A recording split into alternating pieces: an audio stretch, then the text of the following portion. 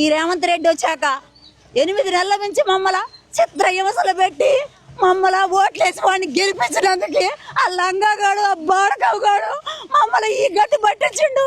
ప్రభుత్వం అంటే మేము మంచిగా అన్న అంటే అన్నలు అందరూ బాగా చేస్తారు అనుకున్నాం, కానీ ఇంత మోసపోతుంది అనుకోలేదు. ఈ మంత్రుల మీద మాయకత్తరు కూడా మా కొడుకులకి ఇల్లు లేక ఒక్క పాతోళ్ళు ఒక్క ఇల్లు ఉంటే 2 కొడుకులు ఉంటే ఇబ్బంది పడుతున్నాం అని మేము ఇక్కడికి వచ్చి ఇల్లు ఇస్తే 4 నెలలు ఆడ మా గవర్నమెంట్ హాస్పిటల్ పక్కన కిరాయి ఎక్కువైతుందని ఆ నుంచి రోటీ నగర్ వచ్చి 3 సంవత్సరాలు తొరకోళ్ళు ఇంట్లో కిరాయికుండి గవర్నమెంట్ రోటీ నగర్లో పోలీస్ స్టేషన్ వెనకాల కూరగాయలు అమ్ముకున్న కొత్త మార్కెట్ పెడితే ఆ నుంచి ఎడెత్తారు ప్లాట్లు అంటే ఏడకొచ్చినాక మమ్మల్ని ఇప్పుడు 8 నెలల నుంచి చిత్ర హింసలు పెడుతున్నారు. కేసీఆర్ ప్రభుత్వంలో అంత కాలేదయ్యా, ఇంత ఘోరం లేదయ్యా. ఇప్పుడు ఈ మంత్రులే ఈ చిన్న పిల్లలు వేసుకొని ఈ పాములలో తేళ్లలో కరెంటు లేక ఈ మామూలు సోలార్లు చిన్నవి 500 ఇస్తే ఒక సోలార్ లైట్ వెలిగేది వస్తుంది. ఆ లైట్లు పెట్టుకొని చీకట్లో ఉంటున్నావయ్యా. 4-5 పాము గరిచింది పాము గరిచింది. నన్నైతే కుక్క కూడా గరిచి తేలు గరిస్తే ఇగో సూదులు వేపించుకుంటాను. చీకట్లు ఏడిపోతుంటే ఏమొస్తుందో తెలవట్లే. మా గవర్నమెంట్ చేశారు ఈ 3 మంత్రులు. ఇలా కడుపుల గాను ఇలా నాశనం గాను మాకు ఇల్లు లేకుండా చేశారు. ఇత్తరేమనుకున్నాం, ఇత్తర పట్టాలు ఇత్తరేమంటే భద్రం చేసిపోయారు ఈ మంత్రులు. మేము ముండలు పోసినట్టు వాళ్ళ పిల్లలు ఇట్లా చేస్తారయ్యా. ఈ దేశం ఎట్లయిద్ది అనుకోలే.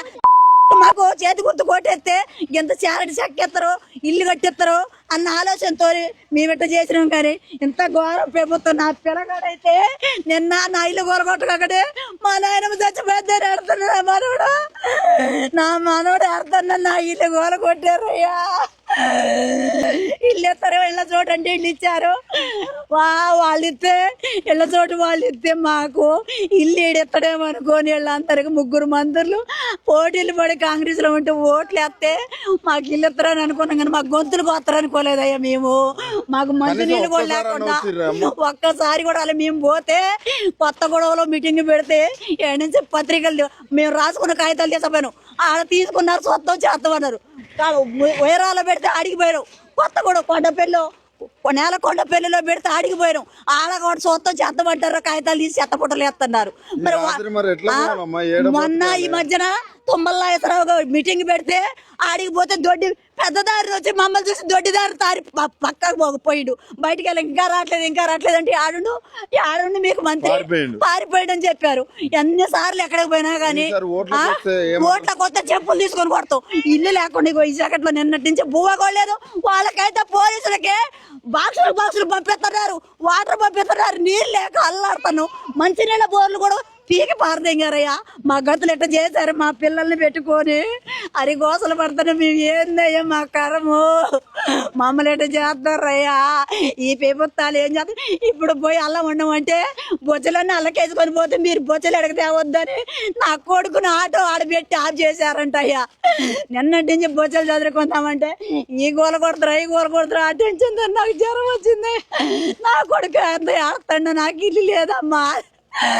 నాకు 2 కొడుకులు అయితే ఒక కొడుకు ఒక కొంట ఉంటే అలా ఇల్లు కట్టి ఎడకొచ్చి ఒక కొడుకు సంపాదించుదాం. నా కొడుకు ఏదో ఉడుకో ఒకడికి అనుకున్నా. ఎంత ఘోరం చేస్తుంది ఈ ప్రభుత్వం అనుకోలేదు. నిన్నటి నుంచి మాకు మంచినీళ్ళు లేవు. పొద్దున పోయి పోలీసు వాళ్ళు నిన్నమా వాళ్ళు టిఫిన్లు చేస్తుంటే అడుక్కున్నా కానీ పెట్టలేదయ్యా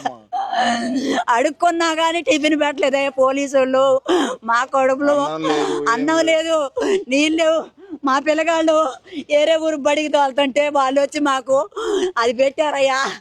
ఏంటంటే పులిహారం ప్యాకెట్ తెచ్చి రాత్రి. ఎంత ఘోరం ప్రభుత్వం. అదే వాడికి ఏం తెలపోతే మా కోసం పువ్వన్న పంపిస్తారు. తెలవనుడు తెలిసే నివసించాలని ఇట్లా చేశారు ఈ ప్రభుత్వాలు. ఖమ్మం జిల్లాలో 3 మంత్రులు దోసుకొని మమ్మల్ని చంపుతుండ్రయ్యా. మా కర్మ ఎవరు ఆలకిస్తారయ్యా. ఇప్పటికన్నా మీ అసంటి వాళ్ళు వచ్చి మా గోడ ఆలకించి మాకు ఇల్లు సంపాదించండి పెట్టండి అయ్యా. నా కొడుకు ఆటో సామాన్ వేసుకొని అడిగిపోతే సామాన్ దించొద్దంటే మాకు ఇల్లు లేదు అడిగిపోవాలని అంటే ఎంత మడి కూడా సామాన్ దించలేదండి. నేనేం చేశానయ్యా.